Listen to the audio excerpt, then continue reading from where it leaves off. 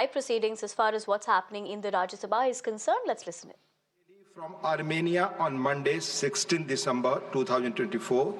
They are now seated in the special box. Besides Delhi, they will also visit Jaipur and Agra before their departure from India. We wish them a pleasant and fruitful stay in our country. Though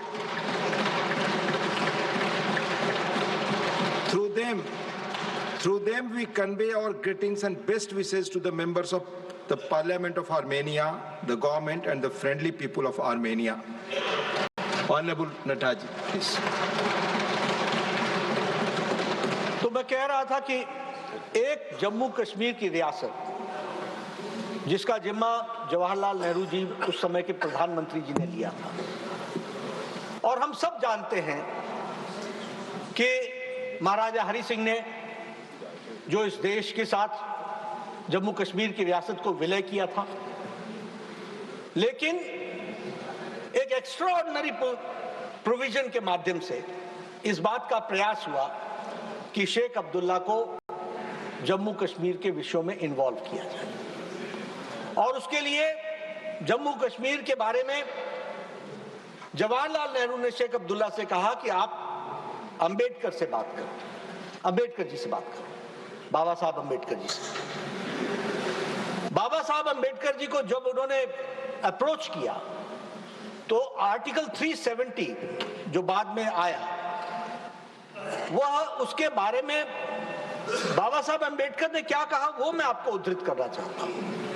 उन्होंने कहा, you wish India should protect your borders, she should build roads in the area, she should supply you food grains, and Kashmir should get equal status as India. Government of India should have only limited powers and Indian people should have no rights in Kashmir. To give consent to this proposal would be treacherous thing against the interest of India, and I as a law minister of India will never do it. बड़े स्पष्ट शब्दों में बाबा साहब अंबेडकर ने शेख अब्दुल्ला के, लेकिन संविधान पर आघात तो शुरुआत हो चुकी थी। आर्टिकल 370 आया और आर्टिकल 370 के ही विरोध में मुझे ये गौरव है ये बोलते हुए कि उस समय के जनसंघ के संस्थापक अध्यक्ष डॉक्टर श्यामा प्रसाद मुखर्जी ने इस आवाज को उठाया और कहा, एक देश में दो निशान, दो विधान और दो संविधान, दो प्रधान नहीं चलेंगे। और उन्होंने बलिदान दिया। श्रीनगर की जेल में संदेहास्पद स्थिति में उन्होंने अंतिम सांस ली। यह इस बात का प्रमाण है। और श्यामा प्रसाद मुखर्जी जी के, again I will talk about the good lot and the bad lot. Shyama Prasad Mukherjee की माता जी ने चिट्ठी लिखी जवाहरलाल नेहरू जी को और यह कहा कि इसका इन्वेस्टिगेशन होना चाहिए। उनकी रहस्यमय मौत हुई है, लेकिन वह आवाज दबा दी गई, वह रिक्वेस्ट को नकार दिया गया। यह भी इतिहास के पन्नों में दर्ज है।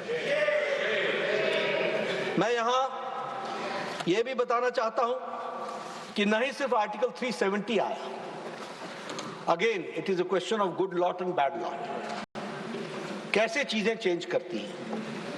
आर्टिकल 370 में एक प्रेसिडेंशियल ऑर्डर के माध्यम से 1954 में 35A लाया गया और 35A को प्रेसिडेंशियल असेंट जो दिया गया, that was then without parliamentary debate. उस पर पार्लियामेंट में डिबेट नहीं हुई। आजकल बहुत चर्चा होती है डेमोक्रेसी की, आजकल बहुत चर्चा होती है प्रजातंत्र की। आप 370 में 35A प्रेसिडेंशियल ऑर्डर से लाते हैं और आप उसकी डिबेट तक नहीं करते हैं, bypassing the usual parliamentary procedures. वह 35A लागू हो गया। और वह 35A क्या था?